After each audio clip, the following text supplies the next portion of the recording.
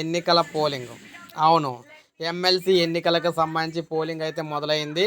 So మీరు చూసుకోవచ్చు MLC ఎన్నికలకు సంబంధించి ఎలాగైతేనో పోలింగ్ అయితే మొదలైందనమాట. మనం చూసుకుంటే వరంగల్, ఖమ్మం, నల్గొండ పట్టభద్రుల ఎమ్మెల్సీ ఉప ఎన్నికకు సంబంధించి మనకు ఉదయం 8 గంటల నుంచి సాయంత్రం 4 గంటల వరకు కూడా పోలింగ్ అయితే జరుగుతూ ఉందన్నమాట. అన్ని పోలింగ్ కేంద్రాలు ఎన్నికల సంఘం ఆదేశాల మేరకు ఏర్పాట్లు అయితే చేసి అయితే రెడీ అయినాయి. ఇప్పుడు ఆల్రెడీ పోలింగ్ అయితే జరుగుతుంది. ముఖ్యంగా హనుమకొండ జిల్లా ఎన్నికల అధికారి కలెక్టర్ సిక్తా పట్నాయక్ అన్నారు.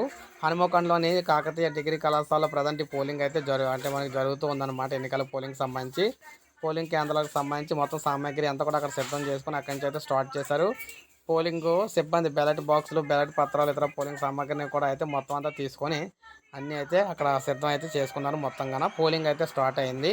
సో పోలింగ్ అయితే ఆల్రెడీ స్టార్ట్ అయింది, వేస్తున్నారు. సాయంత్రం 4 గంటల వరకు పోలింగ్ అయితే జరుగుతుంది అనమాట.